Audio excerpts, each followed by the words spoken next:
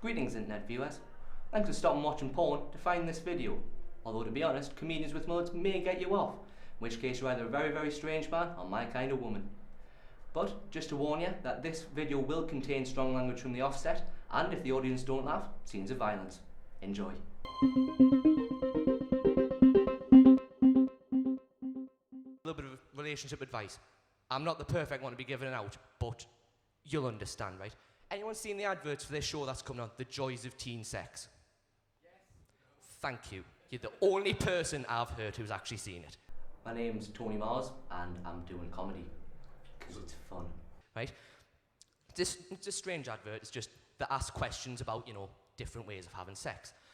And there's this lad and a lass, and this lass has obviously just been asked, is there anything you want to know about sex? And she just goes, do all vaginas look the same? And her boyfriend just turns to her and just goes, no. Right, one thing, do not say that to your girlfriend. Well, I saw a gig here at North Shore, and the MC, Dan Mother, said he was wanting to organise a comedy workshop. I was up for it. Actually, one of my ex-girlfriends turned out to be a lesbian. Didn't turn her, that's what you're thinking. Does it look like I've had sex? I think you get a lot more nervous during your earlier gigs, but as it gets on, you know that it's going to be alright afterwards. To me, like, when you're doing it and during it, it's quite nerve-wracking, but at the end, you get like an adrenaline rush. But you know how people say you are what you eat? About a week before we broke up, she ate a cunt. That wasn't intended to be said. Favourite one is people of Galilee, they pray to God and say, God, is Jesus really your son? Yeah, I'm quite looking forward to it. I mean, I'd quite like to be a comedian. God looks down upon them and says, the Virgin Mary is not my lover. She's just a girl that claims I am the one. The kid is not my son. She says I'm the one. Oh, yes, yes. Quite well, there was laughter. It's the minimum requirement of a decent gig. Fair enough, I'll leave you on these little stories. My uncle turned to us the other day and he said, it's Tony, I had an epiphany. I said, did you know? Yes. He says, I was looking out the window the other day and I saw a child crossing the road. I said, right. He says, and as that child was crossing the road, he got hit by a truck. I love how people find that funnier than the punchline. Just be like, yes, hit by a truck. It's what we want to see. At the end, it's like a really good feeling. So just kind of think past the actual set and just think for the good feeling you're going to get. No, I saw this child got hit by a truck, and that really, really woke something up inside of me. I can drive a truck. That could have been me. Does anyone know? Just basically. What do you call the joke without a punchline? Right, so even since I was at school, I'd use long words, and a lot of people would say to me, don't take this. A lot of people say, yeah, did you eat the dictionary? I'm Nathan Wood, and that's about it, really. Did I eat the dictionary? Did I eat the dictionary? No, you ubiquitous little runt. I read the dictionary, which probably explains why Nando's and Stella are at the forefront of your vocabulary. I've been on stage, not with comedy. I've been in a few bands. Possibly, you could argue I'm slightly extroverted. He was saying he was on a bus, and there was two chavs. Chavs, if you want to be middle class.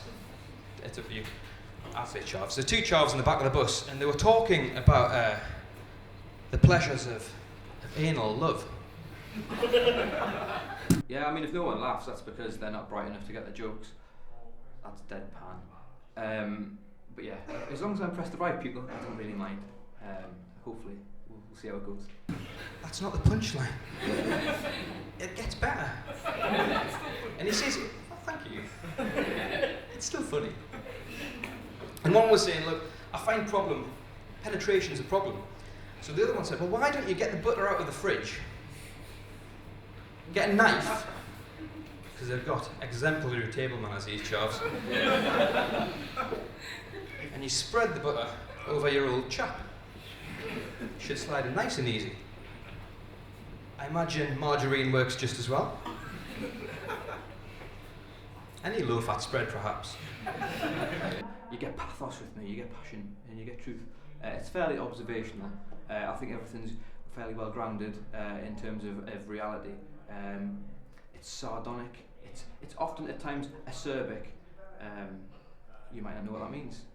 Don't come and see me if that's the case. Okay, so we're going to use some fairly long words tonight. There's a few words that maybe a few of you won't get. I'm specifically pointing out a few at the back there. And if you don't get the words, you know, put your hand up, shout out, I'll address it. You know, you're learning something with me. And I was a student, but I dropped out. And I'll teach you what those words mean, and then I'll proceed to mock you in front of everyone for having the temerity to speak out against social compliance. You could just laugh, you could just clap. I won't think any less of you for that. So if you just go along, that would be fine, thank you very much. It sounds almost tragic. It is 100% factual, I'm not lying there. And then I dropped out. And I probably should have stuck it through. But now I'm a bit older and a bit wiser, I would recommend don't drop out. Even if you have near fatal car crashes, don't drop out. They say that if you're nervous, you should imagine the audience naked. But that just makes me feel uncomfortable. My name's Paul Brett, and I'm doing a 5-minute set for a stand-up comedy thing. So what I want you guys to do is imagine me naked.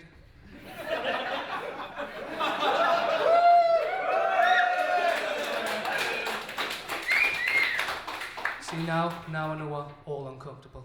Right? I was just walking around the media centre and I saw a poster for a comedy workshop, and I thought I'd go on to it, and after that I thought I'd give it a shot. I'm looking around, I've seen a few alternative chicks in tonight. And I like alternative chicks. Because nothing says I have issues than an alternative chick. I'm a little bit more nervous with it being students and people I know, so I'm hoping it goes well. I know it won't, but I hope it will. If we have learned anything from internet pornography, it's that alternative chicks are 95% likely to let you stick it in the arse. It's my first for 7 years. 7 years ago I did the Channel 4, So You Think It's Funny. Yeah, I want you to remember this, and I want all the women in here to remember that you have the power to destroy any man who's ever loved you. I'm going somewhere with this, don't worry about it. Okay? I can see, I'll win you back, okay? And I made it past the first stage, and then I got thrown off for something silly. See, when I got to university, I thought I was going to have all kinds of sex. Because I had a system. I was going to rank myself on looks and sex appeal out of 10. And whatever, I come to 6 by the way, and whatever, solid 6. I'm not coping, I'm just nervous. I'm very nervous. And whatever you rank yourself, you need to go at least 4 underneath. And that is how you pull on a night out. Unfortunately for me, a lot of guys have got the same idea. But a lot of these guys are hotter than me. And a lot of these guys are going lower. Not even excited, just nervous. There are a lot of 10s and 9s going for 4s and 3s, which is mine. So I just want to ask every guy in here who's good looking, who you're a 9 or a 10, go for a 6, go for a 7. Don't fuck up my day, man, yeah? Because I've been out every fucking night when I've been here, every night, and I've been chilling with chicks, and I'm thinking I'm doing well. And then along will come some Justin Bieber looking motherfucker. Because that's what's in right now, Justin Bieber. And then you'll fuck off with that, and I'll be left holding the drinks. Because I'm trustworthy. Convince myself that it's going to go badly, but I'm going to go up there anyway and just die and just try anyway. So, first student gig, I'm a bit nervous, goes to me lovely girlfriend there. I says to her, really fucking, I'm total nervous wreck, could you calm us down? Distract us with something, talk about the weather. I am Daniel Richardson, and I'm from Jarrow, and this is my first North Shore gig. She goes, I'm pregnant. That's not the fucking weather, love. Jesus, that's not gonna help anything. Fuck. I'm 18, but that's the gimmick, you see. Hopefully students will like seeing a student up on stage. If they don't, they'll probably let us know by throwing things at us. I'm a bit of a nerd, as you can see.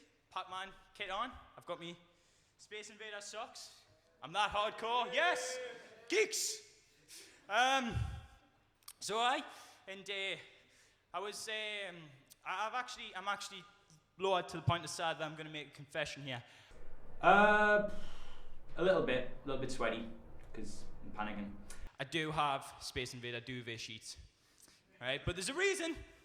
There's a fucking reason, and I think all men should have Space Invader duvet sheets. The reason being, when I got said Space Invader those things, my mom came into my room, she looked and went, no.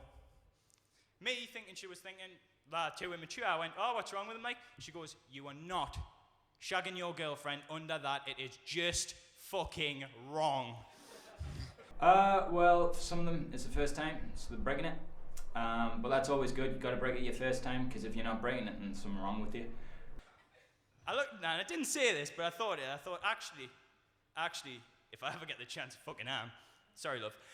If I ever get the chance, I fucking am, because, right, can you imagine any greater gratification than, you know, not only have you convinced a woman to sleep with you in a Space Invaders themed bed.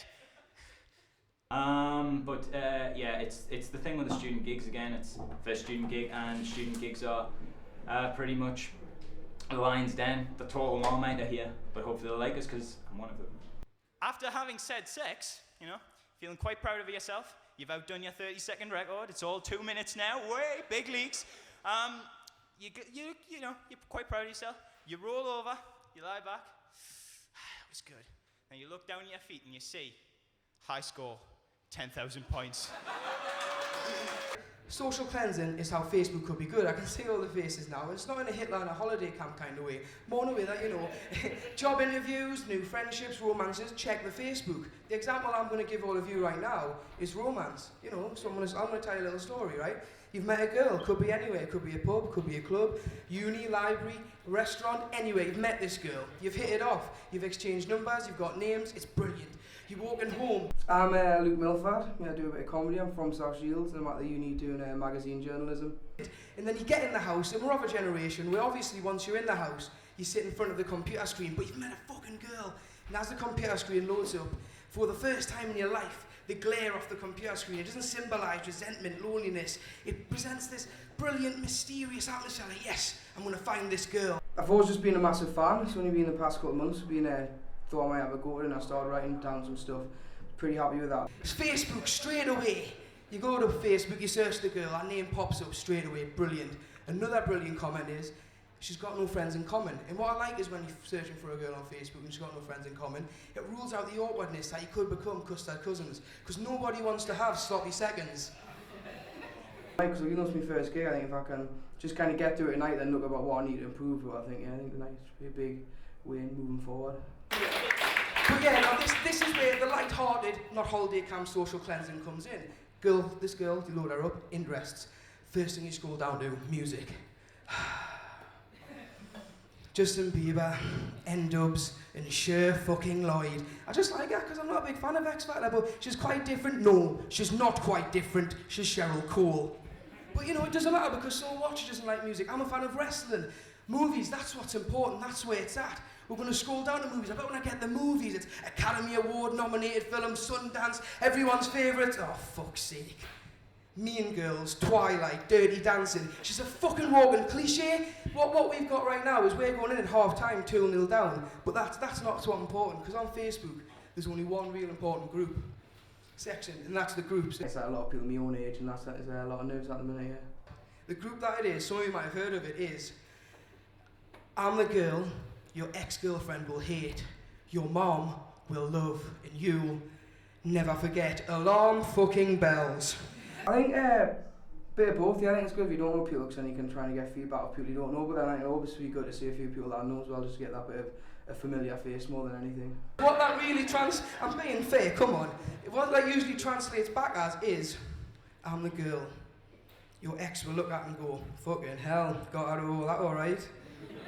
You're the girl my mom will call a family intervention over and offer us a holiday and a financial get-out clause just to break up with you. In the last one, actually, no, I think the last one I'll give you, you are the girl I'll never forget. But that's because STDs are a fucking nightmare to get rid of.